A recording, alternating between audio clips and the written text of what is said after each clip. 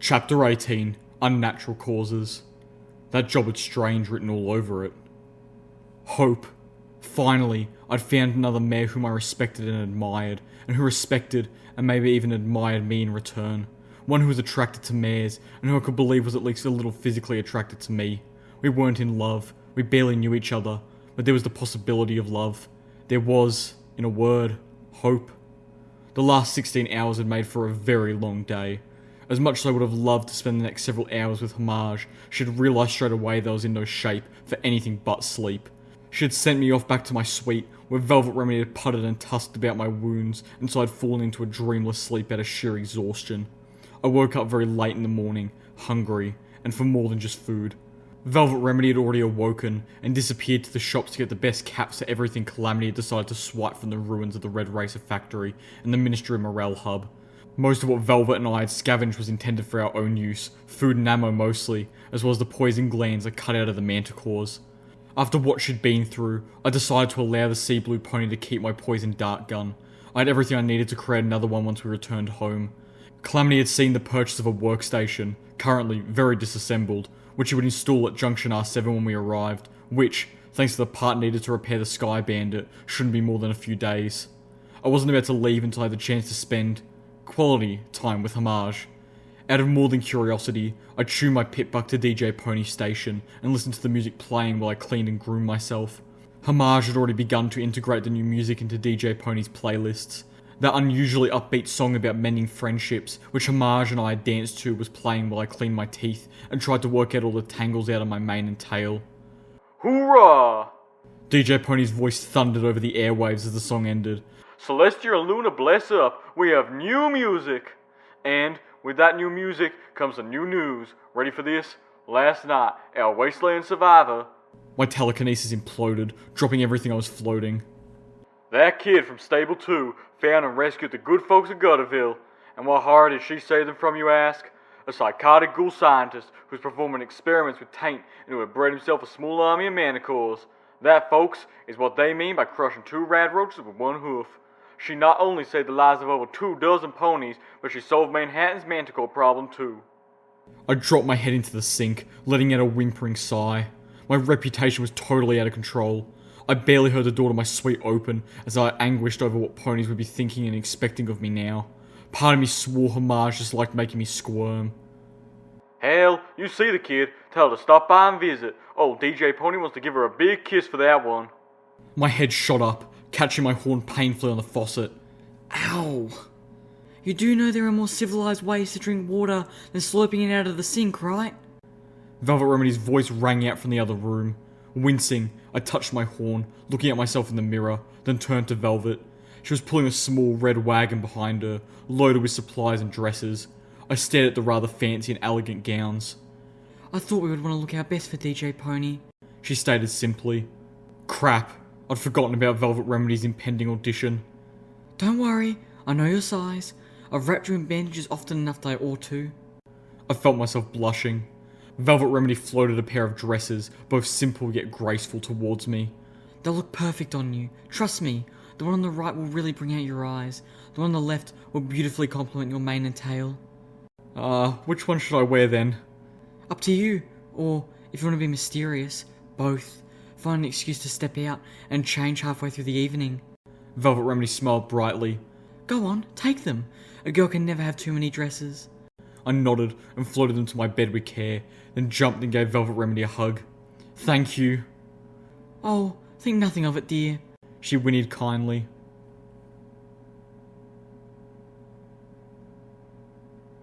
Velvet Remedy was expecting to meet DJ Pony. I needed to talk with Homage and find out how she wanted to handle this. If Homage was willing to reveal herself to me, trusting me with such a big secret, then it stood to reason she'd be equally willing in regard to my friends. Part of me, however, didn't want her to. I wanted it to remain our little secret. Just Homage and I. Something special between us. I wanted her not to want to trust any other pony, not even Velvet Remedy, with such a gift. It was a selfish thought. I knew I should be ashamed of myself for having it, but I consoled myself that this was Homage's secret to tell or keep, so the fact that I was keeping it from my friends was an act of virtue. On the way to the elevator, I passed a poster. Pinkie Pie, and insisted, was still watching me. Forever. On the opposite wall was a poster of Fluttershy, this time not modelling for Sparkle Cola, but an actual poster for our own ministry. War, fear, death, we must do better. Ministry of Peace. We must do better. We should be better. I should be better. I understood why Velvet Remedy loved that yellow Pegasus pony. If only there had been more like her, then the equestrian wasteland may never have been. I was still contemplating the poster when Homage stepped out of the elevator, her face brightening as she spotted me. Ah, just the toaster repair pony I was looking for. I would never live that down. Homage, I breathed, feeling my heart flutter a bit as I fully drank in the fact that this pretty grey unicorn with the vibrant blue mane actually had feelings for me, possibly romantic feelings, or, at least, she was willing to entertain the idea of them. That alone was more than I'd ever had from a mare before, and from a mare whom I really liked, and who was cute too. Yes? She said playfully, making me stammer. When and how did you want to do this at the place? The thing at the place? I waved a hoof in flustered exasperation. You know, Velvet Remedy, DJ Pony, recording her music. Oh, Homage grinned. that thing at that place. You trust her, right? The ponies at 10 Pony Town know me as DJ Pony's errand girl, but I really can't let it out that I'm a bit closer to him than that. She can keep a secret, right? Part of me hated sharing the truth about Homage, but it would be wrong not to. Forever.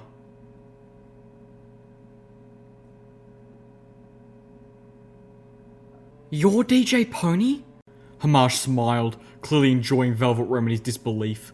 Velvet Remedy had made herself up gorgeously and donned one of her new dresses, a stunning purple number, all with the intention of making a breathtaking first impression. Now, she was shooting me with cross glances. I've got a whole recording studio up here, so the recording will be as good as you are. Homage said, stepping between us as she spoke to Velvet. I found myself staring at Homage's flanks, covered with a silky silver dress, the sparkles that clung so tightly to. Velvet was looking at me. She caught me staring, and the little smile on her face made my heart sink. I'd be lucky if the rest of our travels weren't to the sound of Little Pip and Homage sitting in an apple tree. Homage gave Velvet Remedy a much abbreviated tour, skipping the room of the Athenaeum altogether, but showing off the small recording studio that existed off the MAS EBS. Velvet looked like she was in heaven. No matter how much she protested, no matter how much she longed to be a medical pony, the only one Velvet could hope to convince that she didn't get unparalleled joy from singing was Velvet herself. As Velvet Remedy entered the studio chamber, Homage turned her attention to the recording equipment, waving her horn over a desk of switches and dials. Rows of colourful lights lit up in response. I was left to sit in a dark corner and watch the show. Velvet Remedy approached the microphone. Sound check? Do you hear me clearly? DJ, what should I call you? Homage when we're together? The grey unicorn replied. I felt a completely irrational twinge of jealousy at the mention of them and together. I clopped my forehead. Such feelings were as unbecoming as they were ridiculous. Stop being a silly pony, little Pip, I whispered to myself under my breath. This is an amazing setup, Homage. Velvet admired. Then, almost too casually, she asked, Would you happen to have a workbench anywhere around here? Homage looked up from the recording desk. Yes? Why?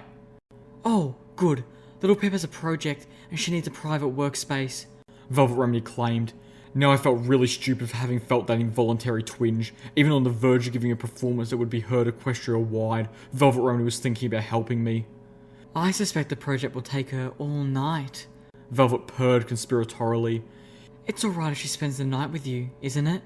Solar flaring orgasms of Celestia. Oh, I'd love the chance to, purred Homage back, entertain her for a night. I was doomed. Ready when you are. Velvet Remedy's horn began to glow, the recording chamber filled with a colourful light and rich electric music. Homage was struck with awe. I smiled, knowing the impact of Velvet Remedy's performance. Music is my remedy.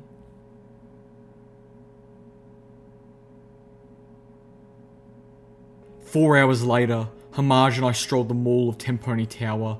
Velvet Remedy had been amazing. At her insistence, Homage had let Velvet Remedy perform each song multiple times, making sure she had the best possible recording for each. Once her performance was completed, my charcoal unicorn companion had been exhausted and had taken her leave of us to take a nap. Homage had been gushing about the performance and the new music since. Thankfully, I felt no repeat pangs of jealousy at this. I was, in fact, rather in awe of myself. Hamaj and I spent over an hour just reliving the performance like a couple of fan fillies at a concert. The first song had long been a Stable 2 favourite. If I was to attribute to her a theme song, it would have been that one, and the second also a popular one from her days in the stable. The third was her rendition of a song that she had once told me was originally performed by Pinkie Pie and the original DJ Pony at Hoof Beats, something she had chosen especially for DJ Pony. It was a song she started to sing at Shattered Hoof, and I was thrilled to finally hear it to completion. The effect on Hamaj was thrilling. I loved seeing the little grey unicorn squee. The final number was one I had heard Velvet Remedy constructing during our travels, the one she had once claimed was about me. I couldn't decide if I wanted to melt or to hide. We had reached the edge of a mezzanine staring down to the lower floor of Tempone Tower Mall, filled with classy shops, including one just for wine, and another across from it which had just been for cheese, but was now closed. As we approached the stairs down, I stopped at the site below. Steelhooves was trotting about, peering into storefront windows and taking in displays of art, casually as you please. All around him, ponies were stopping and staring, some shying away. I saw a mother pull her curious filly behind her protectively. Your friend is causing quite a stir. Hamaj noted. I chuckled. I guess the high society of Tempone isn't used to seeing a pony in magical power armour. I wondered if his armoured hooves were scuffing their pretentiously polished marble floor. Well, he is a Steel Ranger. That gives most ponies pause. This was not the first time I'd heard some pony I trusted suggest that Steel Rangers had a less than sterling reputation. Why is that? Hamaj looked at me and smiled. You're travelling with a Steel Ranger? She said slowly. And you don't know anything about him? I opened my muzzle to say that I knew they were... What? I knew them from the posters, but those were 200 years old. Truth was, I didn't know the Steel Rangers. I knew Steelhooves. At least, more than my companions knew the enigmatic pony completely concealed by his armour. I'd seen a memory orb, one of a memory I'd assumed, with reason, was his. No, I suppose I really don't know. Tell me? Hamaj guided us away from the stairs and towards a table at a small but expensive eatery. A waitress pony brought us menus the moment we sat down, managing to look haughty, as if her customers were beneath her. Looking at the menu, I once again discovered that everything on it was a fancified version of pre-war food. I shook my head, pushing the menu aside. 50 bottle caps for a banana puree that I could find in the refrigerator of a ruined building for free? No thanks. Frying it into strips and weaving it to look like a basket isn't worth that much. Hamaj lifted an eyebrow. Try to remember that most ponies here wouldn't last a day on the outside. There are slavers, raiders, renegade security robots, and possibly even a stray manicore between them and that free food. She looked down at the other patrons, then leaned forward and whispered, Honestly, I don't think most of these ponies could handle radroaches. They'd stomp on one, then the other radroaches would kill them while they were trying to scrape the radroach gunk from their hooves in uncontrolled disgust. I looked around at the elite mares and gentle stallions of Tempone. She was probably right. The stockpiles in Tempone Tower itself ran out generations ago. What they sell now they acquired from the scavenger ponies, specialists in plumbing the ruins of Manhattan for foodstuffs. Fortunately, there were food shops, restaurants, and grocery stores galore in the city before the bomb, so scavenging has been fruitful as it is dangerous. The scavenger ponies don't risk their necks for cheap, and with how irradiated all the water is, it's hard for a pony family to purify enough for a tiny garden. For a restaurant like this, fresh crops are out of the question. I considered that, then picked up the menu again. I ordered the fried banana puree basket and a bottle of wine. It was surprisingly full of flavour. The Steel Rangers, Hamaj explained over our glasses of wine, are the old guards of the Ministry of Wartime Technology. They see themselves as the knights of the greatness of the past, which they consider to be tied to Equestria's advancements in technology and industry, and custodians of the technology that their ministry helped create. Honestly, more of them would be interested in saving your pip-buck than saving you.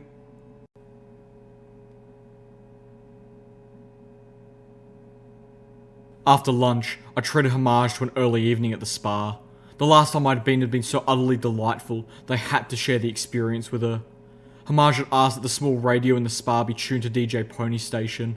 From the expression the spa ponies gave her, they didn't much approve of the ghoul-loving renegade, but they were used to this request. With the new music playing, I suspected that the broadcast popularity was peaking. One of the pretty spa ponies was dabbing my face with cleansing and revitalising mud when the voice of DJ Pony blasted out of the radio. Good evening, children. I looked at Hamaj in surprise. She winked back before they covered her eyes with slices of cucumber. Got a question for you faithful listeners. Have any of you mares or bucks ever seen a ghost? Now, DJ Pony, I hear you say, There's no such thing as ghosts. Been ghost stories about Manhattan ever since my grandmother's grandmother was a filly, and no pony's ever actually seen one. Ghost stories are all made up, you know? Well, now what if I, DJ Pony, your voice of the wasteland, were to tell you that I have seen a ghost? And I don't mean heroic stable dwellers who miraculously survive falling off cliffs and trains, not this time. I groaned aloud. I would have clenched my eyes, but there were already vegetables covering them. Now, it was several years ago, and I just got myself out of a tight spot with one of those manticores, so I was riding high, dashed a stampede at the time. But she was there, Celestia's honest truth. Never seen her again, or found the exact spot it stumbled onto, but there are more crazy things in this wild wasteland than you'd believe. Later, as the spa ponies gave us a pony petty and horn treatment, I asked Homage, "What's stampede?" Oh, a mixture of rage and painkillers, Homage answered. A friend of mine found the receipt in the ruins of an MOP clinic when we were younger. My curiosity took a hold. A friend? Will I get to meet her? No, I'm afraid my friend didn't survive the efforts to get us into 10 Pony Tower.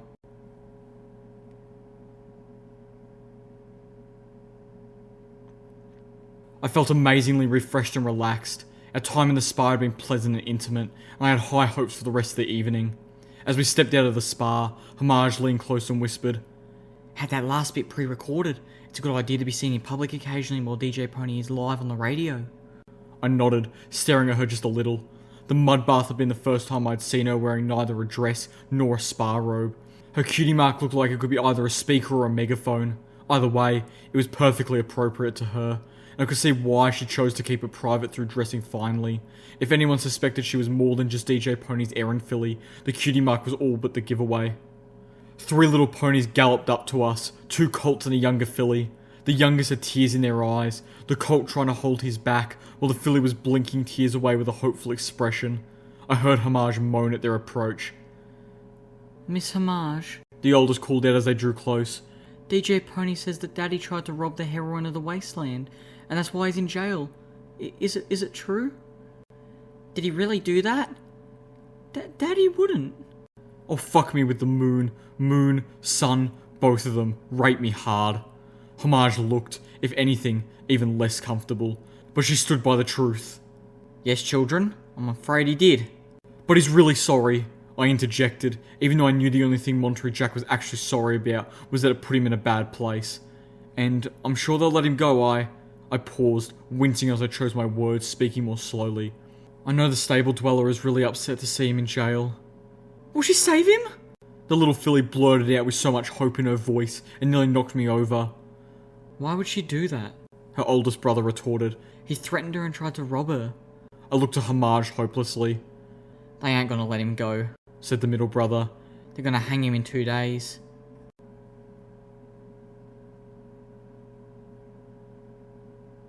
I paced back and forth in the Athenium as Homage watched me sadly.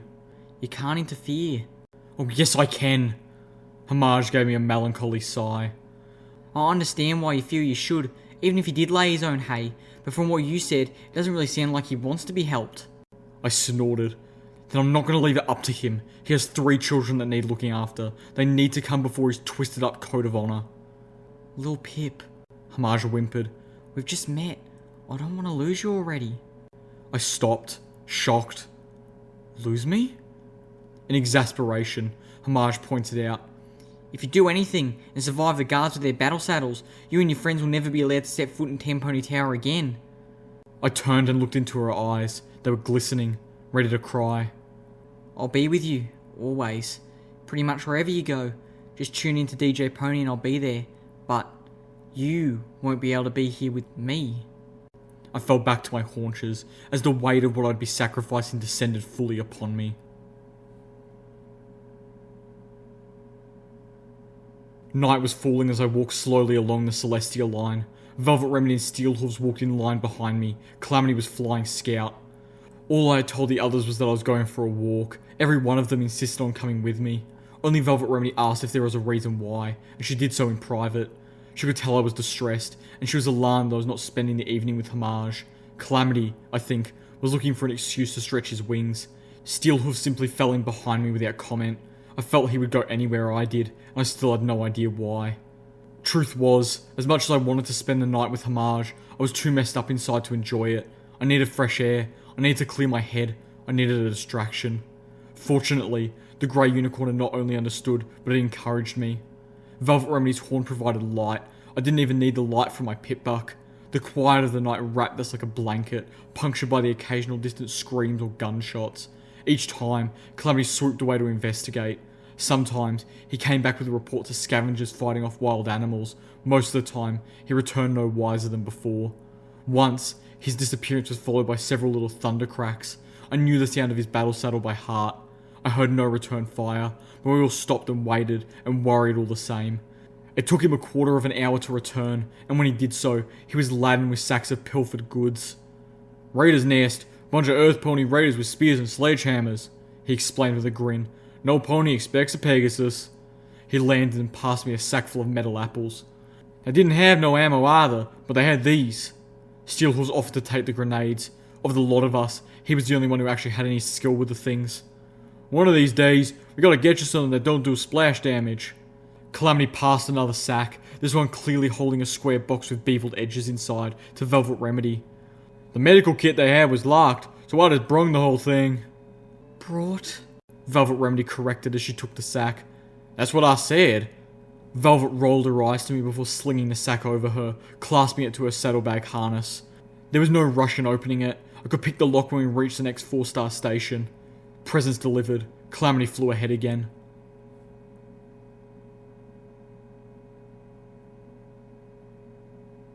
The next 4-star station was the site of a massacre. I watched Steelhooves tread between the bodies of over 30 ghouls. Most of them looked like they'd been mowed down by heavy minigun fire.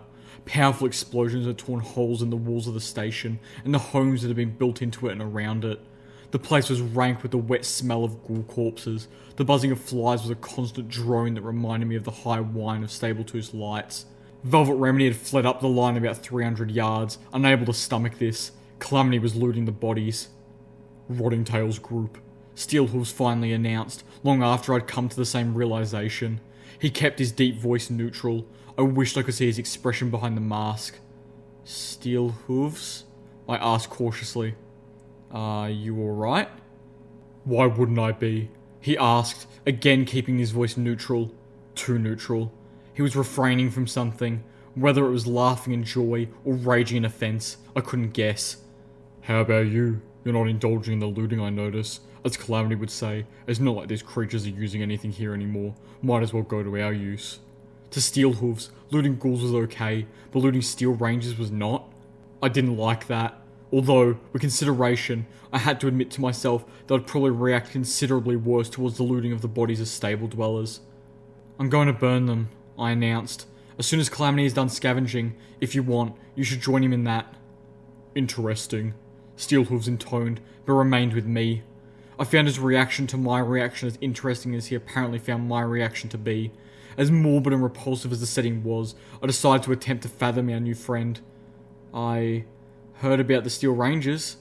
They don't exactly have a heroic reputation." "Is that how you see yourself?" he replied. "You're a hero." I flinched, but quickly suspected he was deflecting. "How about you? How do you see yourself?" "As a traditionalist." Okay, what the hell did that mean? I tried again. "I'm told that most Steel Rangers are more interested in saving technology than saving ponies. How about you?" Steelhooves was quiet. I pressed. "Are you following us around to keep my pit-buck safe?" Steelhooves snorted a laugh, then somberly, he revealed a little of himself. "Steel Rangers, each and every one, swear the same oath, but there is some divergence of opinion as to whether our fealty is owed to the mayor of the ministry or to the ministry itself." He spoke of the ministry as if there was only one, or, at least, only one of importance. "Are they that different?" I asked, but Calamity returned before I could get an answer, and Steelhooves was not willing to share that with an audience. "I think I got everything we might want." "You have a strong back for a Pegasus," Steelhooves ribbed. "Are you sure you don't want to go back for the furniture as well?" Calamity grunted, flapping his wings, ignoring the gibe of Steelhooves' comment. I considered the underlying truth. "Calamity, why don't you fly back and unload the stuff back at the suite? You can catch up with us. We'll still be on the Celestia line." Calamity smiled, tipping back his hat. "Will do." Then he was off. I focused, the bodies of the ghoul wrapping in light one by one. I levitated them into a pile. Then, walking out ahead of one of the monorails with Steelhooves following on the other, I reached a safe distance. I turned, floating up the zebra rifle, and sent half a clip into the mound of ghoul cadavers. The pile began to burn. We reached Velvet Remedy, who was staring at the ghoulish pyre with strange fascination. I looked back, trying to figure out why the sight was held her gaze so. A balefire phoenix was circling the bonfire of corpses.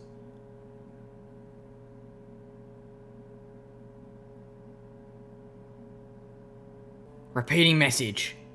Again, this is Blackwing of Blackwing's Talons, sending out a distress call on every friendly frequency. Please, send this message on to any Talon companies in the area. My team and I are trapped on the roof of Horseshoe Tower by enemy forces. We're low on ammo, and we can't hold out any longer. Oh no, more of them are coming. Get ready. The radio message ended abruptly, then looped, repeating the words of the female griffin. She sounded younger than Gord, and not as hard. My pit bucker started receiving the distress signal over a mile away from Horseshoe Tower. The signal was weak, but Horseshoe Tower had been one of the tallest buildings in all of Equestria, and was the largest skyscraper remaining in the Manhattan ruins, easily dwarfing Tempone Tower by over double its height. To anyone who receives this message, this is Blackwing of Blackwing's Talons. Please, we need help. We're pinned on the roof of Horseshoe Tower by overwhelming enemy forces. We're low on ammo and food, and we lost 3 of our team already. We're in desperate need of assistance. If anyone can hear this message, please bring help. Please hurry. We can't hold out much longer. This is a repeating message. Again, this is Blackwing. I removed my ear bloom and played the recording aloud as we got within a few blocks. I'd hoped Calamity would catch up with us before we reached the skyscraper's 4-star station, but I wasn't willing to wait. Each loop of the message pressed upon me a mounting sense of urgency. "We're going in," I announced. Then, reconsidering my words, "I'm going in. You two can stay behind if you want. I understand." I swished my tail. Besides, some point should let Calamity know where we are. Steel was knickered. "Personally, I look forward to the chance to meet these noble ghoul slayers." He looked at me. "And you're going because... Are you being a heroine? You enjoy risking your life for strangers? Or is there something else about Horseshoe Tower?" I glared at my companion, then smirked. "Oh, I just want to know how a bunch of griffins could get trapped on the roof of a building." Steelers chuckled. I turned to Velvet Remedy. You're not going in alone. Velvet insisted with a grim smile and a stomp. And we can leave Calamity a note. She paused. He can read, can't he? I rolled my eyes. "Yes, and you know it." Then considering the idea and found myself at a loss. I still had the clipboard and pencil that I had taken from the Tempone Tower constabulary, but a note left under a chunk of crumbled concrete would be easily missed. For Calamity to see it, we'd need to paint the message in big letters on the roof of the station, and even then, he would miss it if it didn't illuminate it somehow. I pointed these problems out to Velvet Remedy. In case you missed the light show earlier, dear, illumination will not be a problem. Velvet smiled warily. I can cast a spell on the letters that will make them quite eye-catching. "Can you just make glowing words?" Velvet Remedy shook her head. Yes, but only if I stayed here to maintain them. To leave them behind, I would have to enchant existing words. Paint, preferably, unless we can find really big ink pots. Steelhooves whinnied as he trotted past us to the station's double doors that led into Horseshoe Tower. "Then we'll paint it in the blood of the first enemy we encounter." He turned and bucked the doors hard enough to not only swing them open, but send one of them flying across the waiting room inside. I cringed and thanked the goddesses that the room wasn't full of enemies. "Are you coming?"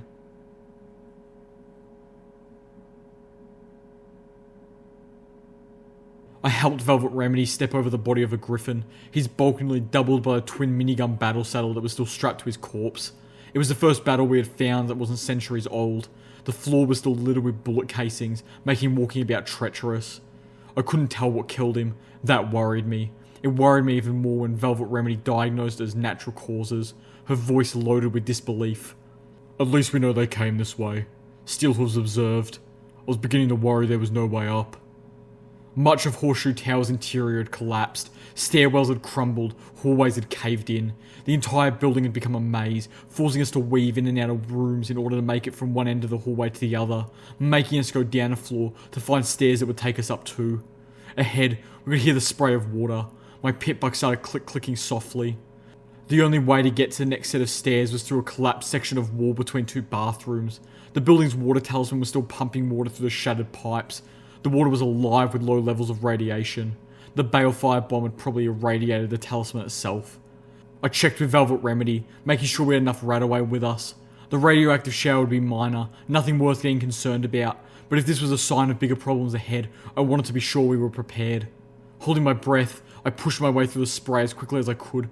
I stumbled a little as the wet floorboards on the other side gave an inch. Okie dokie, Loki. Steelhooves, I'll be floating you through and setting you down over there, I said, pointing out the far corner of the room near the doorway. This floor isn't stable. Velvet Remedy stayed back. I focused on Steelhooves, wrapping him in a telekinetic blanket. Slowly, I lifted the heavy steel ranger up half a yard and brought him through the shower. I took a single step back, feeling the floor wobble alarmingly once again, and glided him past me towards a corner that I was fairly certain would be dry and stable. Steelhooves made it halfway there when something he saw through the open doorway caused him to thrash, trying to find purchase on the floor. Before I could put him down, before I could even ask what he saw, the alicorn stepped into the doorway.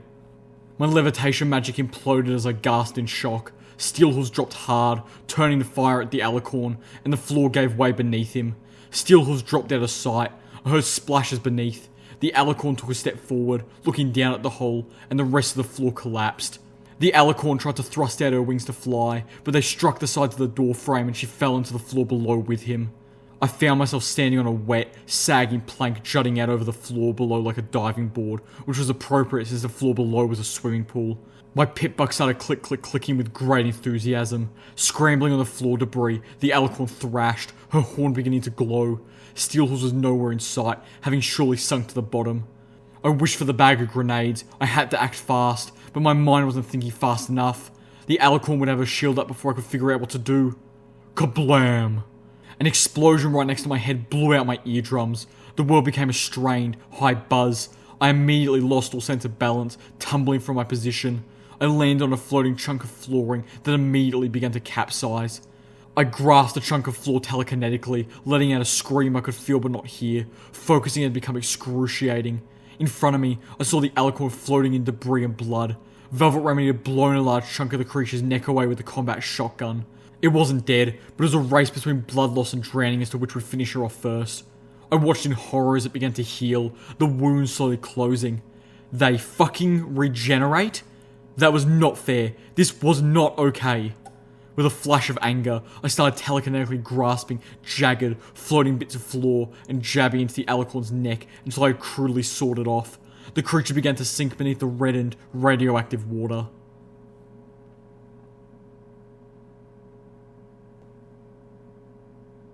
Velvet Remedy crouched over me, her horn pointed at my left ear. She had already restored hearing to my right. Steelhoof stood next to us on the edge of the swimming pool, dripping with water that was making my pip-buck clickety-click wildly. He was arguing with Velvet Remedy over how much Radaway he needed to drink. Velvet, leaning towards every last packet we had. Steelhoof insisted he didn't need any at all. My left ear began to mend.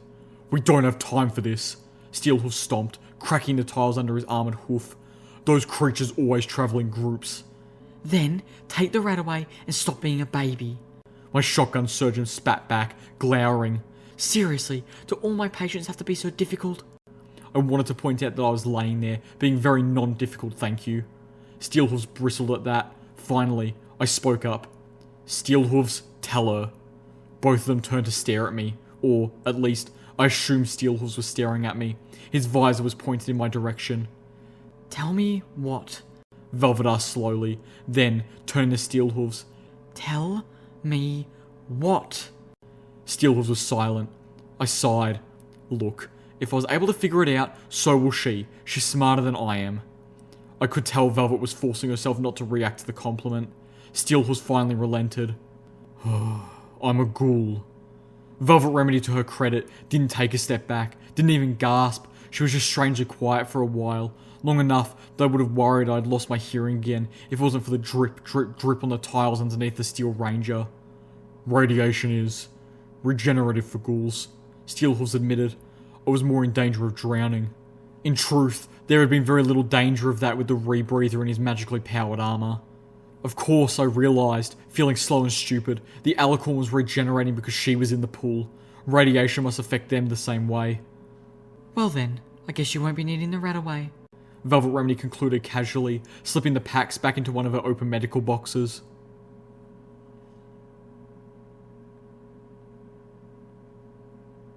Knowing I was by far the most capable of stealth, I determined that I should scout ahead.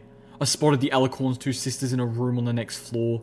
Their tales were to me, oblivious of my presence as they seemed to be focusing on trying to magically rip the door of a safe off its hinges. Their coats were a deep purple, almost black, and that was not all I noticed. They have no cutie mark. I slipped out my sniper rifle and slid into the Xenosats. Blam! The first Alicorn went down hard, brain blasting out the front of her skull to paint the safe she had been focusing on. The second began to turn, her shield already beginning to form, but I was faster, and these creatures were not that much tougher than the rest of us if caught unaware and without their protective spells cast. Blam! I slipped out of Sats as the second Alicorn's body slumped to the floor. I looked at the safe. The splatter of blood, brains and bone reminded me that we never did go back to write that note for Calamity. Wait. Stop. I'm looking at the gore from some pony, or at least something that I've just murdered, and I'm thinking about that? Am I really become that callous to the horrors and violence of the equestrian wasteland? I wondered where this would fit on Monterey Jack's slide of loss of self. I also wondered what the hell the Alicorns had been after, so I trotted up to the lock. The safe, however, refused to be unlocked. After examining and struggling, I realised that it wasn't jammed or broken by the Alicorns. I just wasn't good enough. Well, I knew how to fix that. I found myself smiling as the party time Mintool washed me clean of all the stupidity and dullness that was holding me back. I took a deep breath of relief. Finally, I was the real me again. My smile faded as I turned to see Velvet Remedy watching me sadly.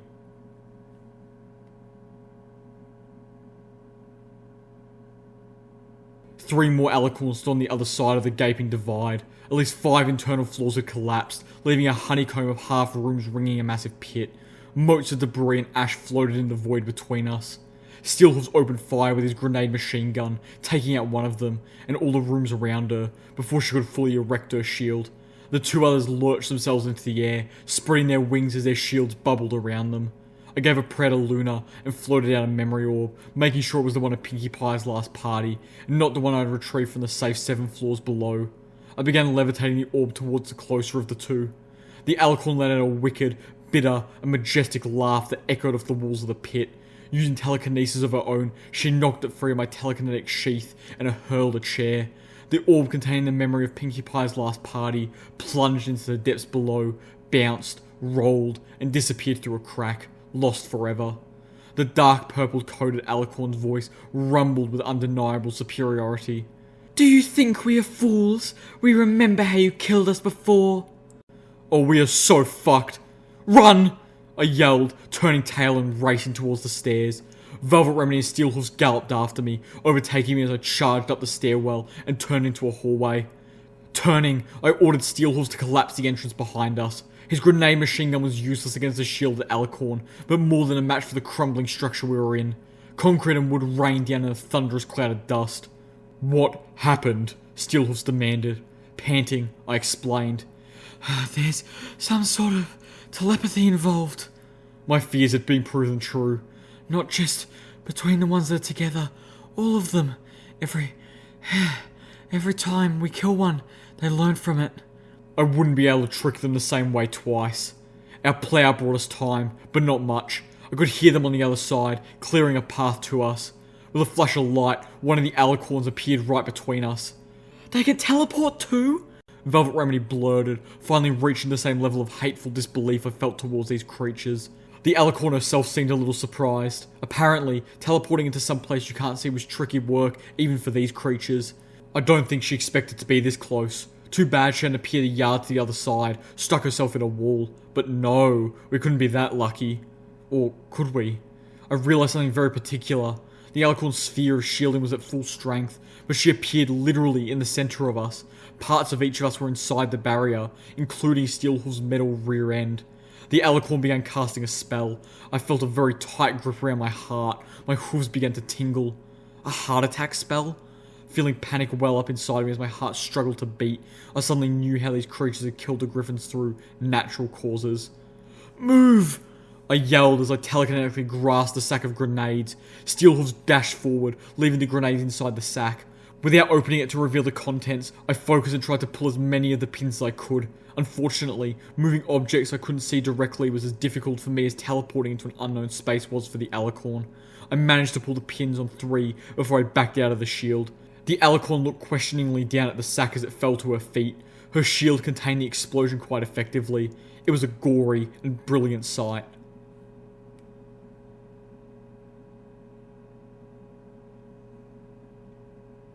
Well, that would explain how griffins can get trapped on a roof, I said flatly.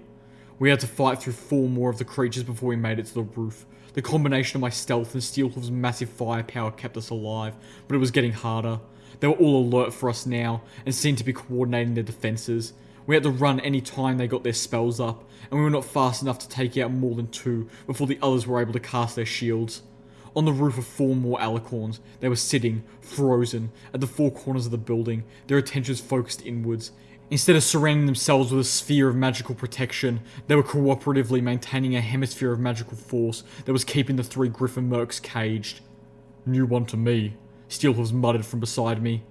"I'll thank the great egg," one of them blurted out, seeing us through the glowing shell of force that trapped her and the other 2 surviving griffins. She stopped. "Where are the rest of ya?" I looked around. Velvet Remedy and Steelhooves were flanking me. The goddesses only knew where Calamity was. I suspected he was circling the celestial line, hoping to spot us. I winced at the thought and hoped he wasn't too worried. I could see the faintest suggestion of approaching dawn on the skyline. A chill wind blew at my mane, bringing the salty smell of the harbour. It was almost a shame that we'd reach the roof in the darker night. The view in the daytime would be amazing. Then again, the view could paralyse me with vertigo, so probably better we were here now after all. Turning back to the 3 griffins. "This is it. Just us." "Well, this isn't much of a rescue," one of the griffins said bitterly. "Gratitude. Look it up." I turned away and looked over the alicorns. They were statuesque in their concentration. I wasn't even sure they realised we were on the roof with them. And they were outside the shield they were creating. We could take 3 of them down with coordinated attack. Surely the griffins could take out the last one. "What kind of firepower do you guys have?" I could hear Steelhooves whistle as the griffin in the back stepped forward. She was wearing what looked like magically powered armour of her own, a griffin design. Nowhere near as complicated or encompassing as Steelhooves, leaving her talons, legs, and wings bare, as well as most of her face. With a huge, tri-barreled, biggest battle saddle I'd ever seen. "Discontinued AA cannon," Steelhooves said appreciatively. I had no idea what that meant, but this looked like the non-magical energy version of the plasma cannon that Calamity had used against the dragon. Well, we definitely had the firepower. "Only 5 shots left," the griffin said glumly. Still, 5 shots from that thing would be more than enough. "And there are 4 wings of these horny bastards on their way," the first griffin announced. From her voice, I finally identified her as Blackwing. I noted mentally they would not have chosen the word horny to describe the alicorns, unless Blackwing knew something I did not. "4 wings?" I asked. "You mean 2 more?" "No," Steelhooves interjected. "She means 12. "Oh, well, moon rocks." Made sense. A wing then must be a group of 3. Explains why there were 3 of them hunting Steelhooves outside Fetlock. "These 4 have been keeping us pinned here while their reinforcements arrive," Blackwing informed us. Wait, I perked up. "We're okay then. I'm pretty sure we took them out on the way up here." I mentally counted. 1 in the pool, 2 at the safe, 3 in the pit. One of those had lived and jumped up with 3 more, so we'd killed 9. There was still 3 left. Somehow, we'd managed to go right past a whole wing of alicorns without either party realising it, and they would probably be bursting onto the roof any minute. We had to work fast.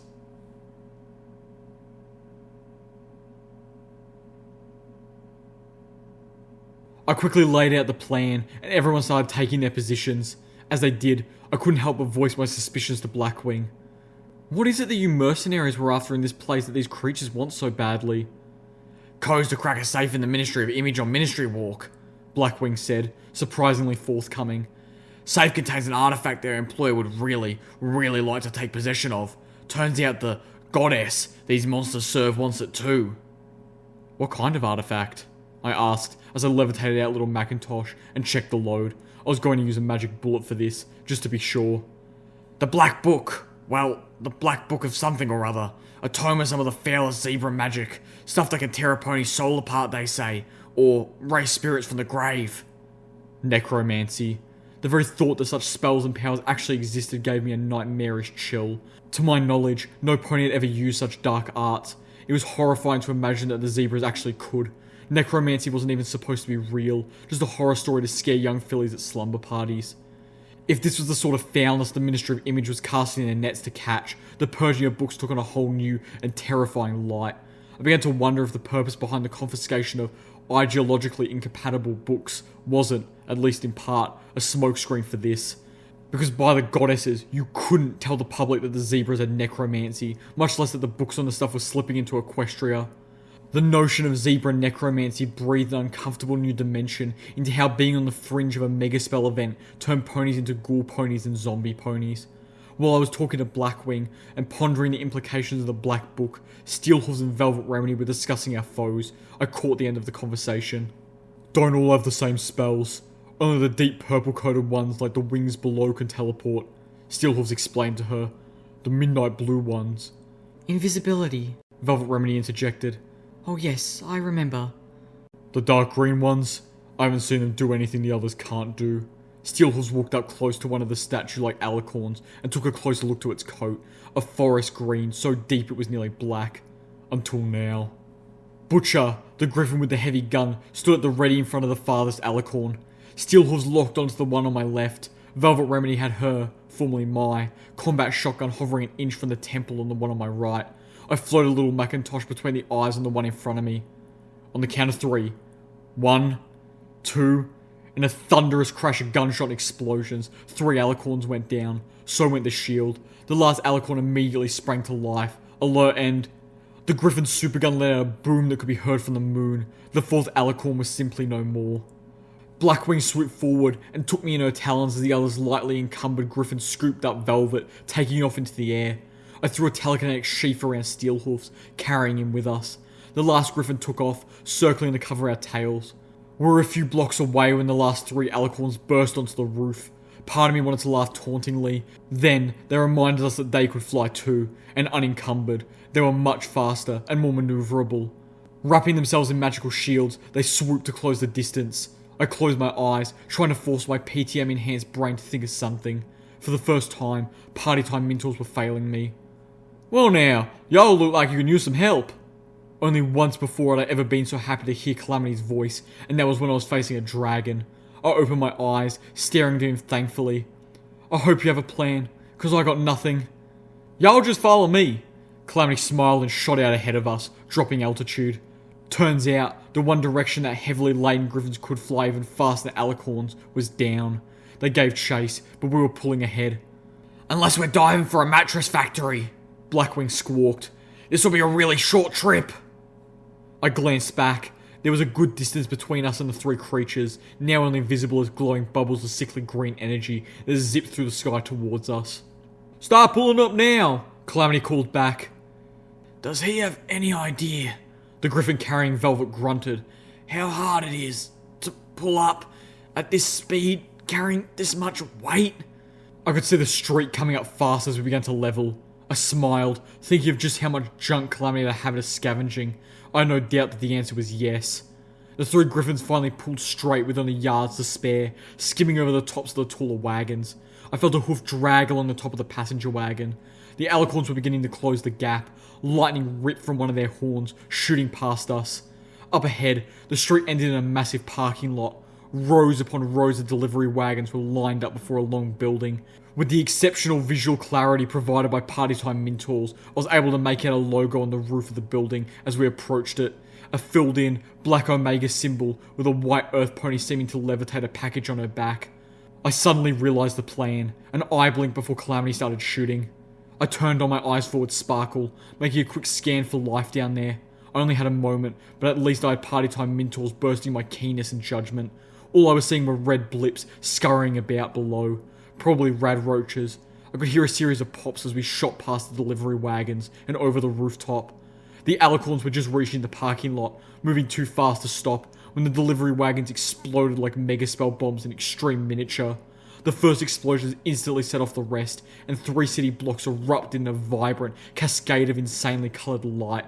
Their shields couldn't protect them against that. The blast of radiation couldn't heal them from the force that ripped them apart beneath a cellular level. They couldn't even mentally scream. There was no time. The 3 alicorns were simply gone. The building shielded us just enough to save us from being vaporized. My pitbuck screamed as we were hit by a wash of heat and radiation. My EFS flashed a red warning that I was suffering radiation poisoning before it collapsed altogether. My pitbuck was crashing. A moment later, we crashed too. Footnote, level up.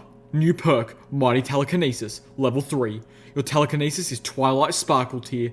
You can handle multiple objects with ease, and, with enough focus, you can probably carry around an Ursa Minor.